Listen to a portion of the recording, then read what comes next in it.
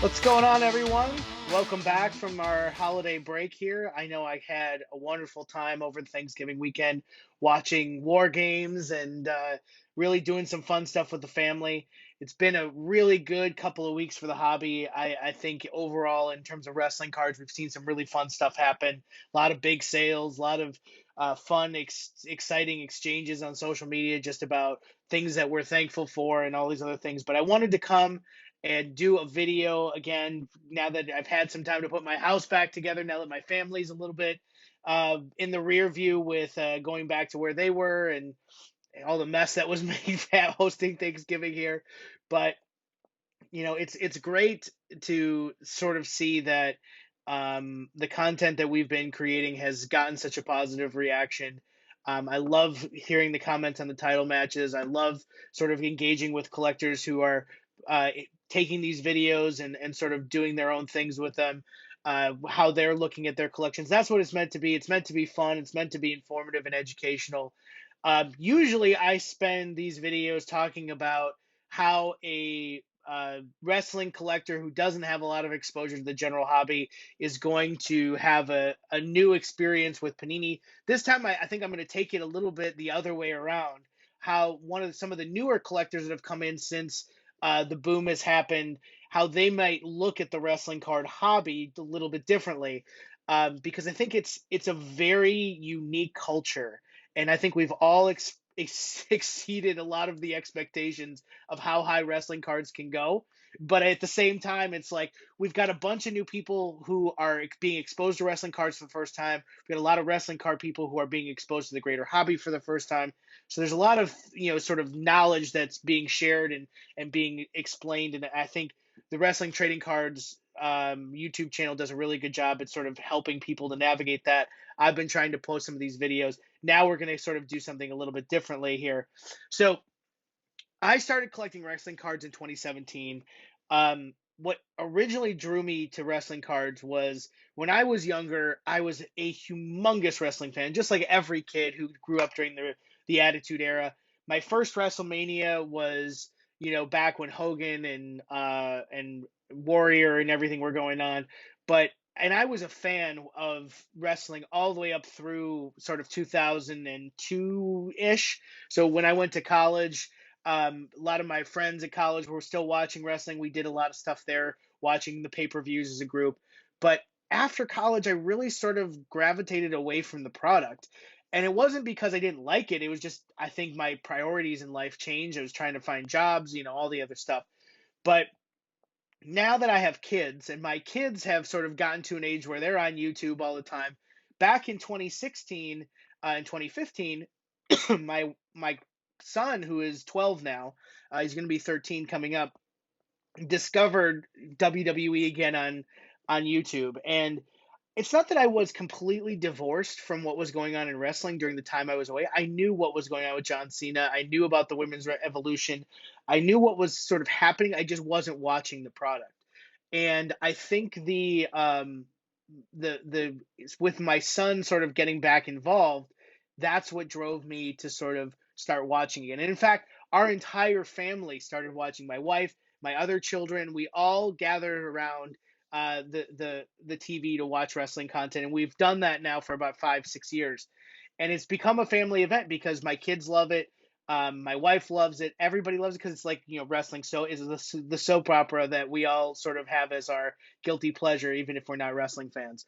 So the how that got me into wrestling cards. So I have been a collector for decades, right? I've been in this hobby for decades. I've run a website for decades, and but I've always collected baseball. I always collected football. I've never really gotten into sort of the niche brands that exist within the hobby landscape. But in 2017, I discovered that wrestling cards not only existed, because I remember collecting them back when it was around the 2000 1999 era. I had some of those old Fleer cards still in my drawer from when I was a kid. But now that they're sort of being pushed into a modern sense where they're mirroring a lot of what the modern hobby was about, I dove in head first, especially because football at the time was exceptionally expensive.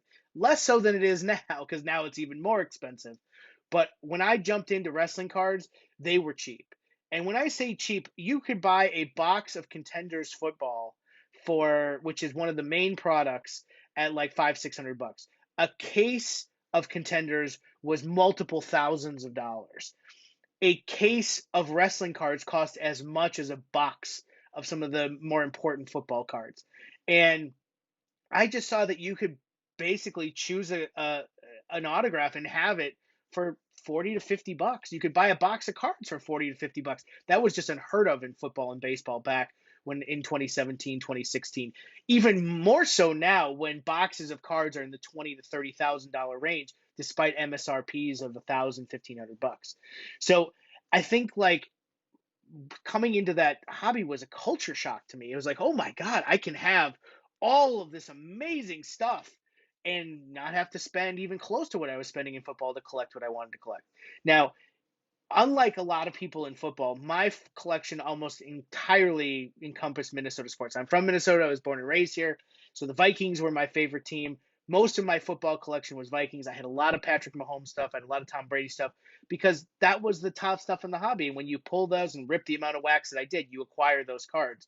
So I had some of that stuff too, but most of it was focused around a single team. And same with baseball. I love the Minnesota Twins, so a lot of my baseball collection.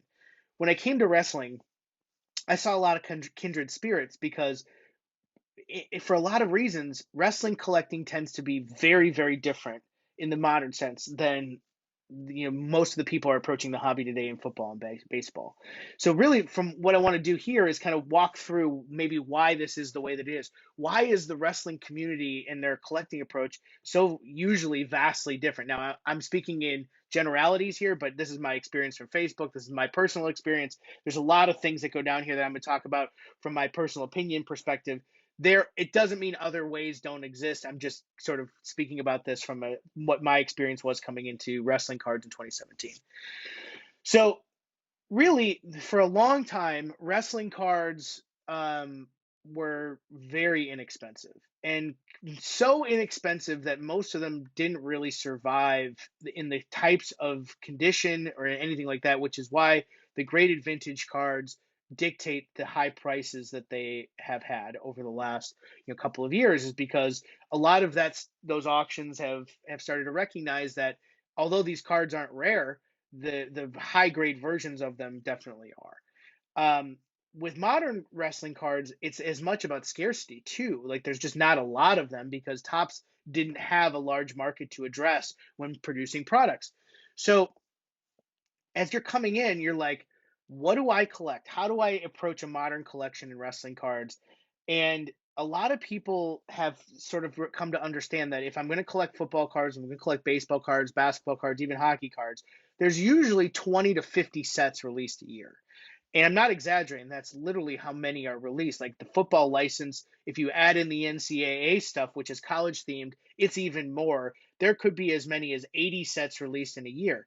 So when you have products coming out literally every week, like there's a lot of variety. There's a lot of stuff to choose. You can choose different areas of collecting. A lot of people just want to buy the stuff that they know is going to go up in value or what they think will go up in value. A lot of them collect around specific types of positions or specific types of cards.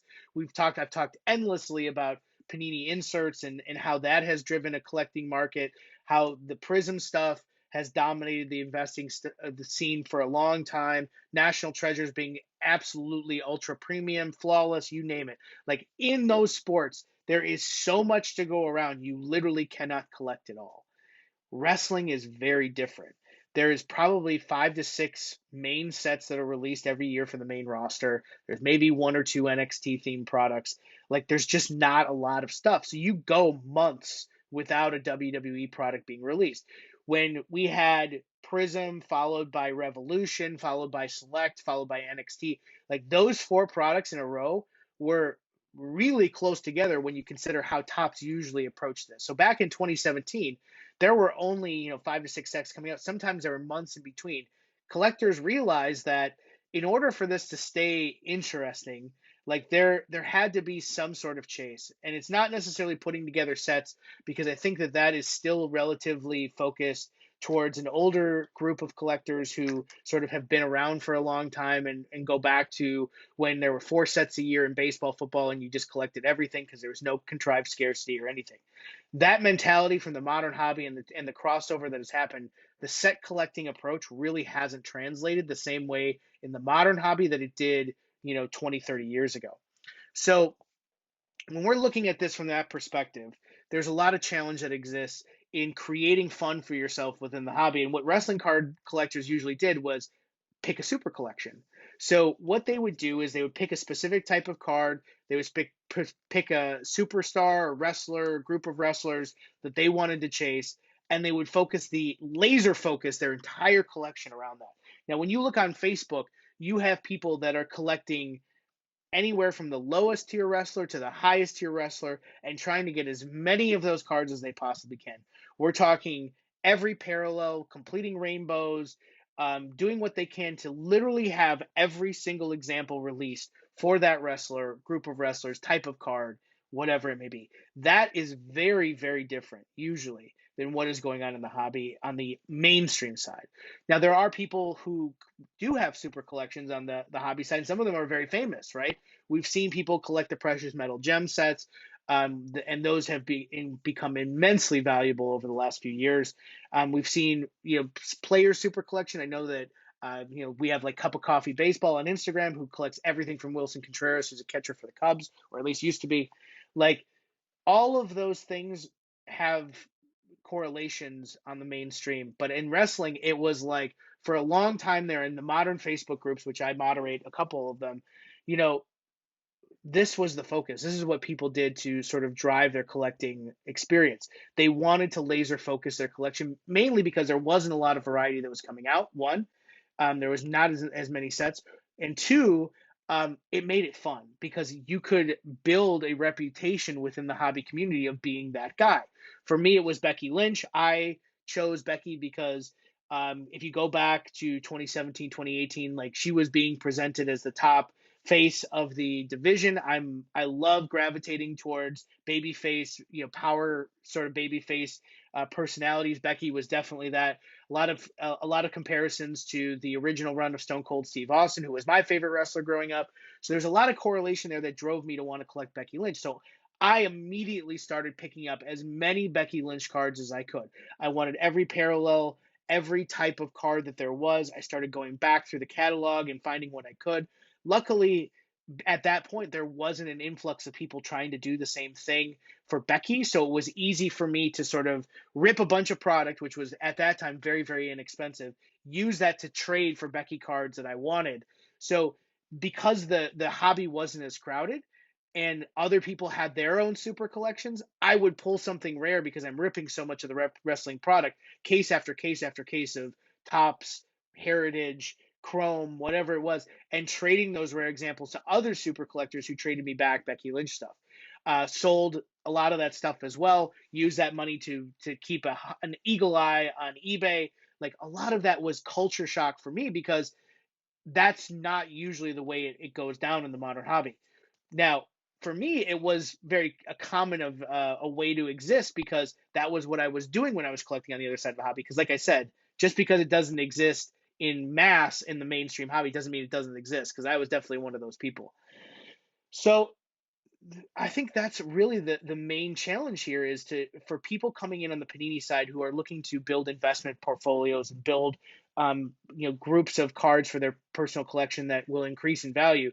That's usually not the way wrestling cards have been collected. It's usually been a combination of set collectors who are a little bit older, who've been around for a longer period of time, haven't experienced as much of the mainstream hobby coming in, um, to a new era where more people are looking at premium products, acquiring premium cards, focusing on the high end side of the spectrum, and chasing down the top cards in a specific product, chasing down the top cards for a specific superstar. But in wrestling, it's I want everything, and not only do I want everything, I'm going to continually hold everything until I absolutely have to move it.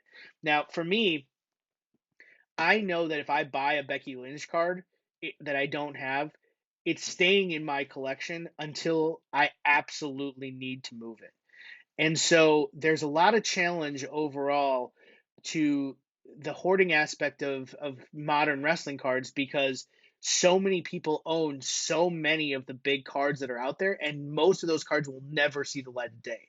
So for the people that have come in, seeing that everybody has built these super collections, trying to start one of their own has been a challenge, because most of the big cards have already been picked up, whether that's Transcendent Superfractors, the Transcendent cards in general, rare Chrome parallels, all of that stuff going back to like the early top sets in 2013 when Roman Reigns was a rookie, and the golds and the stuff there, coming up through Undisputed, which was the first real sort of tops super premium format for a product that was released. You had autographs on card, you had very tough rainbows to complete, plus printing plates. All of that stuff has been opened, put into collections, and very rarely comes up for sale. So when something does come up for sale that's rare and desirable, prices just go through the roof, because you have a ton of super collectors and potentially type of card collectors that are chasing down these cards so that they can have those for the collectors. And once they're sold again, they don't come up again, which is a real issue for the growth of the wrestling card industry, because unlike the modern hobby where cards are constantly moving and people are trying to recoup investments and so on and so forth, most of the stuff on the wrestling stuff goes into collections and it stays there. And it becomes a really big challenge then to understand how the market can move in a positive or negative direction unless those cards come up for sale. So that's what I've always said. If something is rare, it sells for some good money. If something is desirable, it probably sells for better than just rare and some schmo. If it's rare and desirable, so if it's like a rare, Sasha Banks, Alexa Bliss, Hulk Hogan, The Rock, whatever you want to call, rare and desirable sells for insane amount of monies. We've seen even just recently cards like the Rhea Ripley Superfractor rookie from 2020 Chrome sold for $2,200. That is a very good price for a Rhea Ripley card. It is a superfractor. It is rare and desirable. It's going to go for a lot of money because there's Rhea Ripley super collectors, there's superfractor collectors. Like, all of that exists within wrestling cards for one reason, is because there just wasn't a lot to go around. Now, if there was 40 to 50 wrestling card sets a year, I'm not sure if it would develop the same way. But because there was only 4 or 5 sets a year, and people could theoretically get to a point where they would get everything from a specific collection or from a specific superstar, from a specific type of card, like, all of those things contributed to wrestling community being completely different. Now, there's another aspect to this, and it's one that I've really come to appreciate, and I mentioned it in my social media video. Um, Basically, the wrestling card community helps each other out. And it's really cool to see the way that this all goes down, because for a lot of people, there is, you know, any number of individuals who have helped them build their collection. For me, I can't even count the number of messages I get every time a rare Becky Lynch card comes up. And I can't tell you how much I appreciate that, because I can't be everywhere all at once. So when a small group on Facebook busts a box of something and pulls a rare card that I need, I get a lot of messages around that. I don't think that that happens as much, and people don't cheer for each other as much as I've seen experiencing the hobby through Facebook, experiencing the hobby through Instagram and whatever. Like, there's really good stuff happening in the community. I think that was also one of the main reasons that when the crowd sort of came in with the release of Prism or the announcement that Panini was going to be taking over, like, those types of experiences felt like the collectors involved in those types of experiences felt like things were going to go the wrong way. And there's a lot of protection about people being worthy to experience this from their perspective, because they've been here and stuff like that. Very similar to what happened in the hobby back when things started going like this in 2013. Like, again, all of this is really key to sort of understanding how wrestling cards have changed over the last, however many years. Now, it's clear to me that the community here drives a lot of this behavior, and that's a very positive thing. I really enjoy it. I've experienced it myself. I wouldn't have the collection I have without the community. Spending money in wrestling cards in 2017 is very different than spending money in wrestling cards today. And because things have continually increased hand over fist in terms of value due to the boom.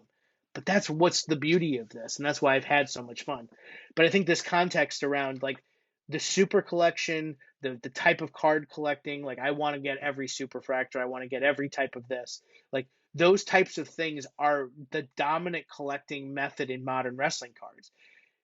It's slowly being usurped by people just buying the top cards in the hobby, the very similar type of approach that we've seen in football, baseball, hockey, and basketball.